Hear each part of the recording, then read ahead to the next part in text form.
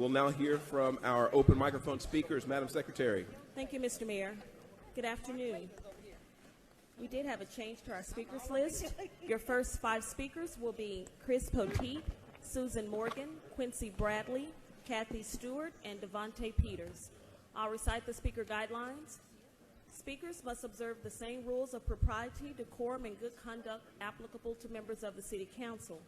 Any speaker making personal, impertinent, profane, or slanderous remarks, or who becomes boisterous while addressing the City Council will be removed from the room.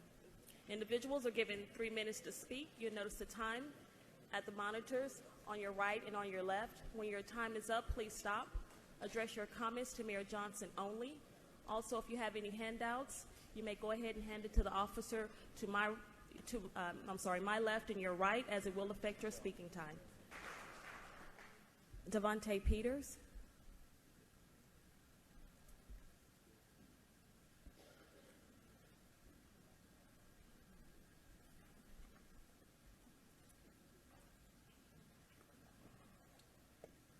All right. Hello. How's everybody doing? My name is Davante D. Peters.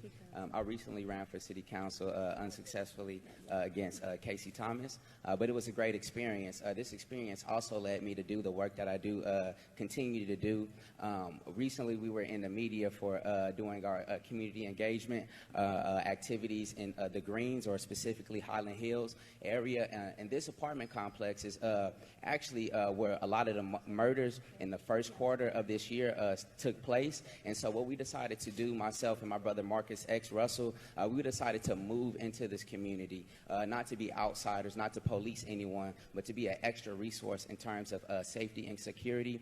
In a week's time, we were able to stop a lot of the shootings, the random shootings, the robberies, and a lot of the criminal activity that was taking place that made this community a not livable or exciting and enjoyable community to reside in. So we were effective in that. Our story hit the media, but I just wanted to, beyond patrolling with, in this community, we do much more than just patrol. We have a community garden in 5 Mile that we've initiated, and we're doing this just off the out of our pockets and with the support of just everyday regular people, like some of the people that are just sitting behind me. We also have a food and backpack drives that we do almost weekly, or at least bi-monthly. We fed everybody in this apartment. So before we came into this apartment complex, we actually fed everybody. We've been in this community for a few years now, and I just wanted to know how much more effective could we be if we had the city of Dallas behind us, if we had resources that we can pull from the city to support our initiatives. We're creating the Highland Hills Initiative, or the Highland Hills Plan, that empowers everyday working class people to take responsibility for their communities. And that's what myself and Marcus X. Russell have been doing. We're not waiting on anyone. What we decided to do was go and galvanize support for backpacks for youth. We were able to give over 200 backpacks, face paint, bounce houses, but this is off of, our own dollars, our own, community support. I just want to know, with the city of Dallas behind us, what could we do? I'm also a part of Community Movement Builders, a nonprofit organization that does this nationally. I'm leading the efforts in Dallas, Texas, to change our community for the better. And so what we're doing with the garden in 5 Mile, we're able to feed the residents in the community and not just depend on the stores and things like that. I happen to be vegan, so I understand the importance of health and what you put in your body, and your health, how it relates to your health. So what we decided to do is create a garden to feed the communities, and maybe they could have less health issues and things like that over time. Also, I was working with the lane plating facility to, improve the conditions in our community. So I would like the city to get behind us and support us and make Dallas a world-class city and use Highland Hills to be that model. Thank you. Thank you. Councilman Thomas. Davante, you just come back up for a minute. First, I want to commend you for staying involved.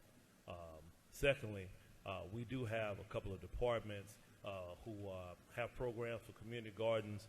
I don't know if it's Office of Environmental, but somebody from that department could get with Davante, and then also somebody from Office of Financial Services. We do have CDBG funds that are available to assist with that. Okay. So if someone with the Office of Financial Services could also get with him. Thank you. I appreciate that. Thank you, Casey. Thank you, Councilman. Councilman Atkins. Thank you, Davante. Come back. Number one, we had many conversation, and thank you for moving district from District 3 to the best district, District 8. To make sure we need support. We always need support in District 8, and also Chief Martin. I know Chief Martin is here. We are trying to schedule an appointment with you to make sure we work out and what other resources the city of Dallas can offer.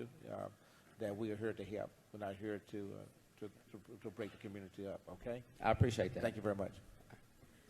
Lorraine Montemayor. I'm sorry, hold on one second. Councilman Basil Dua. I just wanted to say there's also another grant opportunity with the North Texas Food Bank specific for community gardens, and so I'd like to get you that information too. If you could send me an email. I would definitely do that. Awesome. Thank you, Davante. Sorry, Madam Secretary, go ahead. Lorraine Montemayor.